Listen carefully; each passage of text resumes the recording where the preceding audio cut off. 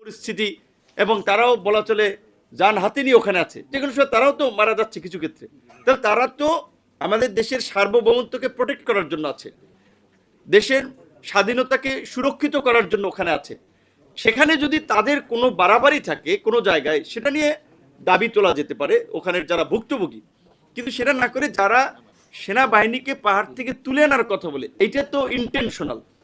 এবং আমরা বুঝে না বুঝে কিন্তু আমরা অনেক সংগঠন, বিশেষ করে অনেক এনজিও, কিংবা আমরা যাদেরকে মানবাধিকার কর্মী বলি, অনেকে কিন্তু ওই লাইনে কথা বলেন যে এখান থেকে তুলে আনা দরকার। কিন্তু এই রিয়ালিটিটা আমাদেরকে বুঝতে হবে। আমাদের মজলুম ভাই মাইকেল চাকমা, তার প্রতি আমার সহানুভূতি আছে। তিনি শেখ হাসিনা আমলে গুম হয়েছিলেন, কিন্তু তার বিরুদ্ধে কিন্তু অনেক অভিযোগ আছে, সেটাও কিন্তু সত্যতা এবং সেটাও ইনভেস্টিগেশন কিন্তু প্রয়োজন।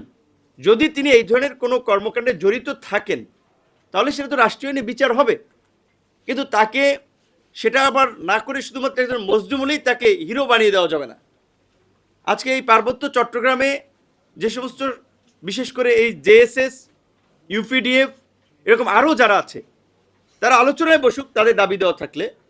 এবং ওখানের তো বিভিন্ন পর্যায়ে বলা চলে তাদের কমিউনিটির এইখানে একটা দ্বন্দ্ব। আমি এই কথাবার্তা বলবো না, এগুলো থিওরিটিক্যাল আলোচনা করতে গেলে আরও অনেক সময় লাগে। যে আদিবাসী বলা হয় উপজাতি কিংবা ক্ষুদ্র নৃতাত্ত্বিক গোষ্ঠী, সর্বশেষ আমাদের যেটা সাংবিধানিক পরিভাষা এটাই যে ক্ষুদ্র নৃতাত্ত্বিক গোষ্ঠী। কারণ আদিবাসী তো আপনি বলতে পারেন না, এই কথাটা যারা আমরা বলি, বা আমি দেখছি বিশ্ববিদ্যালয়ে আমরা পড়েছি, ছাত্র সংগঠন তারা প্রমোট করি। আর আদিবাসী তো বলতে ওই ভূখণ্ডের আদি অধিবাসী যারা একেবারে, তাহলে আদিবাসী যদি ধরেন ওই পাহাড়ের কিছু সম্প্রদায় হয়, তাহলে তো আপনি আমি এইখানে তো আদিবাসী না।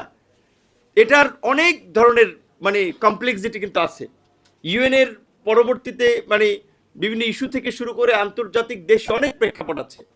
বাংলাদেশের তো এই তো বাঙালি ভারতীয়, বিশেষ করে এইদিকে কলকাতা, ত্রিপুরা সহ আসাম টাসাম, এগুলোকে নিয়ে বৃহত্তর বাংলা ভাষাভাষী মানুষের এই অঞ্চল নিয়েই তো মানে বিশেষ করে বাঙালি, এই অঞ্চলের মানুষের বাঙালি জাতীয়তাবাদ এবং এই অঞ্চলের মানুষের ভাষা বাংলা, তারা আপনার হাজার বছর ধরে এই অঞ্চলে বাস করে আসছে।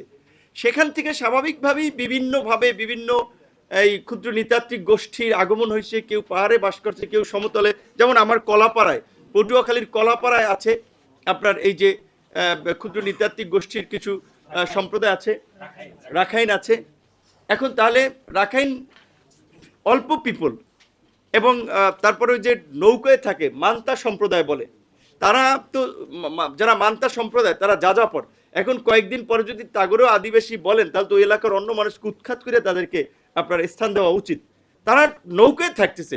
ঠিক এইভাবে বিভিন্নভাবে, যেমন আমাদের এই অঞ্চলে যখন ইসলাম এসেছিল আরবদের মাধ্যমে, ঠিক একইভাবে এখানে মানে এরকমই একটা প্রক্রিয়ার মধ্যে দিয়ে এখানে আমাদের এই বিভিন্ন ক্ষুদ্র নৃতাত্ত্বিক গোষ্ঠীর আগমন ঘটে। কিন্তু আমি জানি না, কারণ আমি তো নতুন মানুষ, আমার তো রাজনৈতিক বয়স বেশি হয়নি। এতদিন ধরে অফিসিয়াল ভাষা বিভিন্ন ক্ষেত্রে এই শব্দগুলো ব্যবহার করি, তো এই জটিলতা তৈরি করা হয়েছে। সুতরাং এখন অন্তত আমাদের এই সমস্ত বিষয়গুলোতে একটা কমন আন্ডারস্ট্যান্ডিং প্রয়োজন। অবশ্যই পাহাড়ে যারা আছে, সমতলে যারা আছে, সে ক্ষুদ্র নৃতাত্ত্বিক গোষ্ঠীর হোক কিংবা আপনার এই অঞ্চলের সাধারণ বাঙালি হোক, সবাই বাংলাদেশের নাগরিক। বাংলাদেশের নাগরিক হিসেবে প্রত্যেকেরই এই দেশে তার মর্যাদা সহকারে বেঁচে থাকা নাগরিক অধিকার, আইনের সুযোগ লাভ করার অধিকার আছে। সেইখানে যদি কারো ব্যত্যয় ঘটে, সে যদি পাহাড়ের কোনো মানুষ হয়, তার পক্ষে আমি দাঁড়াবো।